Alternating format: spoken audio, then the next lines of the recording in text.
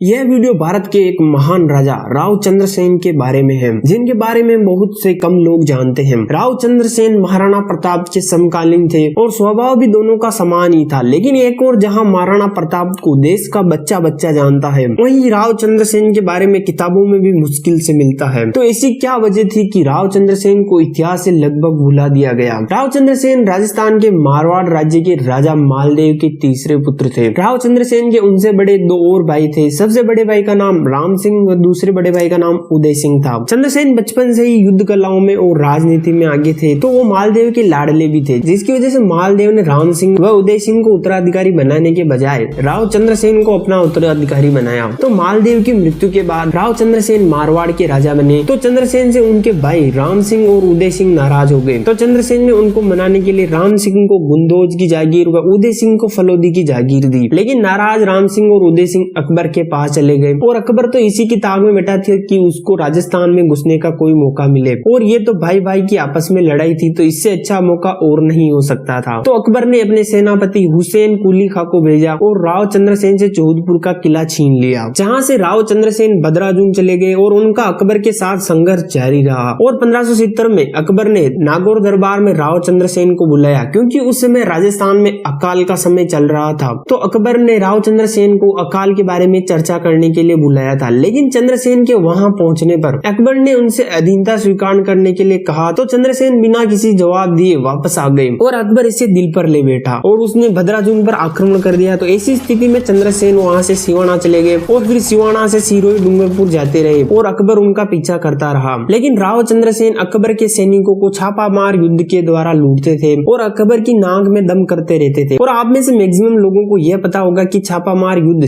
छत्रपति शिवाजी महाराज की युद्ध कला थी, लेकिन इसका व्यापक स्तर पर शिवाजी महाराज से काफी सालों पहले राव चंद्रसेन ने उपयोग किया था। और राव चंद्रसेन मेवाड़ में महाराणा प्रताप के समकालीन थे, लेकिन राव चंद्रसेन ने अकबर का विरोध 1570 से पहले ही कर दिया था, जबकि महाराणा प्रताप ने विद्रोह की शुरुआत 1572 के बाद यानी कि राजा बनने के बाद की थी। तो कहा जाता है कि महाराणा प्रताप राव चंद्रसेन को फॉलो ही कर रहे थे। राव चंद्रसेन को महाराणा प्रताप का अग्रगामी यानी कि उनके आगे चलने वाला कहा गया है और साथ ही उन्हें मारवाड़ का प्रताप भी कहा जाता है। राव चंद्रसेन की मृत्यु उन्हीं के साथी बेरीसाल की द्वारा जहर देने की वजह से हो गई थी। अब ये सवाल आता है कि राव चंद्रसेन के बारे में इतिहास में ज्यादा कुछ क्यों नहीं मिलता है, जबकि वो तो महाराणा प्रताप की तरह ही एक महान राजा थे। तो इसका सबसे अहम कारण राव चंद्रसेन की मौत के बाद उनके बड़े भाई मोटा राजा उदय सिंह का राजा बनना था। चूँकि राजपूत परंपरा के अनुसार बड़ा बेटा ही राजा बनता है, लेकिन राव चंद्रसेन के राजा बनने से पहले राम सिंह और फिर उदय सिंह का हक छिन गया। तो उनकी राव चंद्रसेन से दुश्मनी हो गई और इसी दुश्मनी की वजह से उसने राव चंद्रसेन के बारे में कुछ भी नहीं लिखवाया। और इतिहास को तो आने वाली पीढ़ियां ही उनकी आगे आने वाली पीढ़ियों को बताती है। लेकिन फिर उदय सिंह के बाद उनका बेटा राजा बना और यही आगे से आगे चलता रहा, तो उन्होंने राव चंद्रसेन के बारे में कुछ नहीं बताया, जिसकी वजह से राव चंद्रसेन को फॉरगॉटन किंग ऑफ मारवाड़ कहा जाता है।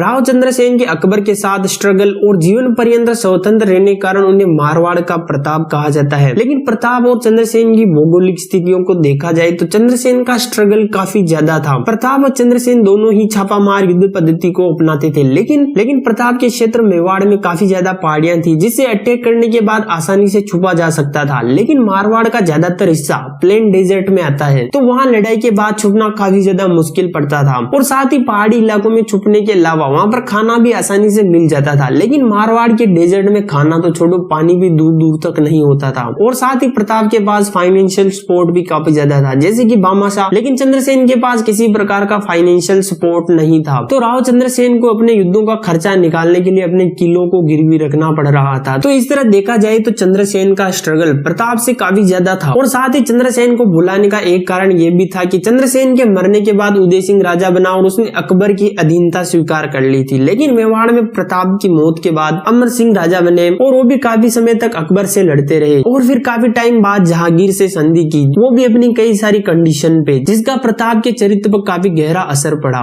सो ये थे भारत के एक राजा राव चंद्रसेन, जो जीवन पर्यंत लड़ते रहे लेकिन अकबर की अधीनता स्वीकार नहीं की। सो इस वीडियो में बस इतना ही। अगर वीडियो पसंद आई हो तो वीडियो को लाइक शेयर जरूर करना हो। चैनल पर पहली बार आए हो तो सब्सक्राइब कर देना। मिलते हैं अगली वीडियो में। जय हिंद।